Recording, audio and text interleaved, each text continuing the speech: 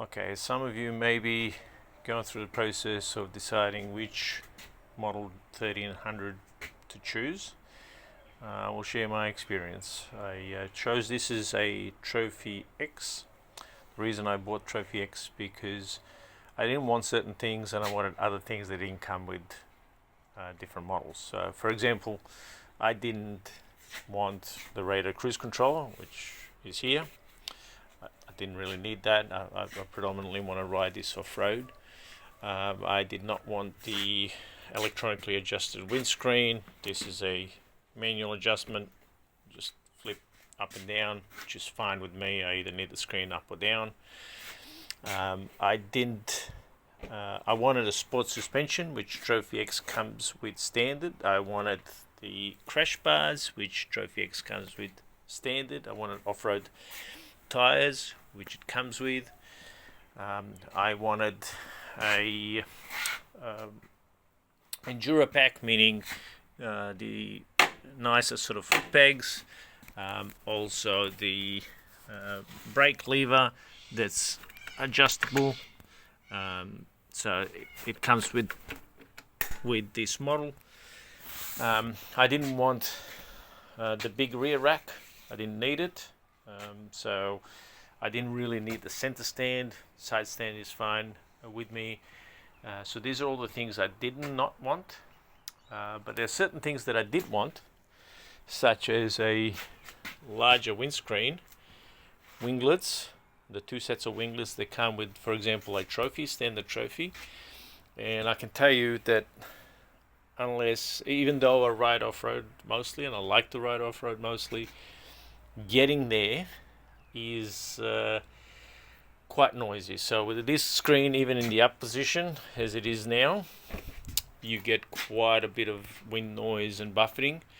So I really wanted a larger screen. The other thing I didn't want indicators in the handlebars. I wanted them on the side. I didn't want blind spot monitoring. Again, if you come down, come off-road, drop the bike, that's going to be an expensive sort of repair, so I really didn't want that. So there's certain things I didn't want. It also comes, the Trophy X comes with radiator guards, which is nice, although they're plastic, still better than nothing. Comes with these fog lights. I didn't really need them, but it looks nice. And at night, especially if you're in the bush and get caught at night, they come in handy.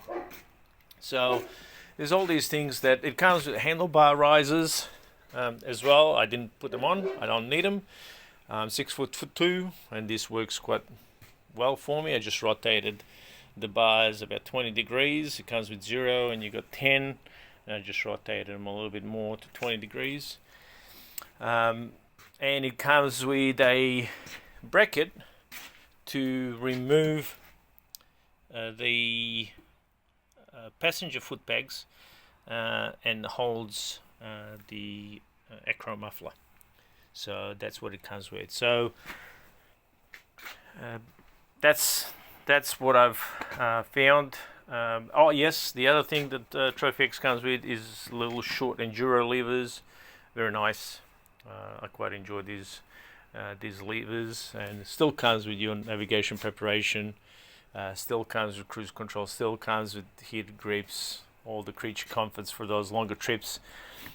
So it's that's the reason I chose Trophy X.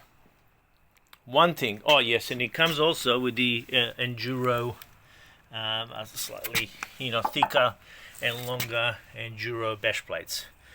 It's not as strong as your aftermarket bash plates that you can get, but still gives you a little bit more protection.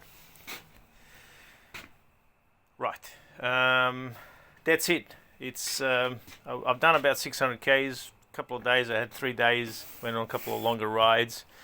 Really very different from a 1250. I came from 1250.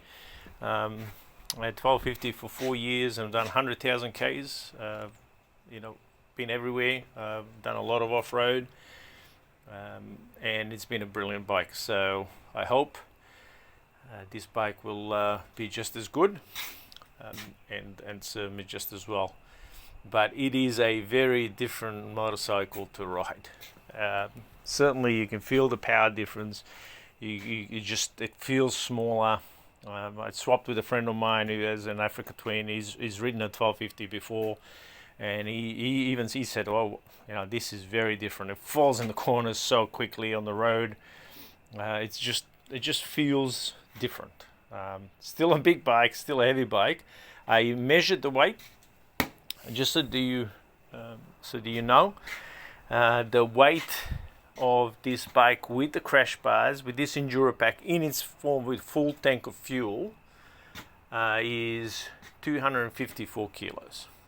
So 237 may be the GS Pure that doesn't come with anything, or comes with it doesn't come with off-road tires. They add weight. Doesn't come with crash bars, so that may be true. However, this bike is 254, which is still about 24 kilos lighter than my 1250 with the crash bars and, you know, larger foot bags and bark busters and things like that, radio guards, bigger bash plate. So it's still about 20 plus kilos lighter than a 1250, but it's certainly still a heavy bike. So don't be fooled by thinking you're going to get a 237. Even though I went for the forged enduro wheels, just because I wanted to test them out. I know the spoke wheels, I had spoke wheels on the 1250, but they say that these are apparently supposed to be stronger. My main reason for it is they're a lot easier to clean, especially if you have a look at the rear wheel. They're a lot easier to clean, and that was my primary reason for going. And they're lighter. They're a couple of kilos lighter than the spoke wheels.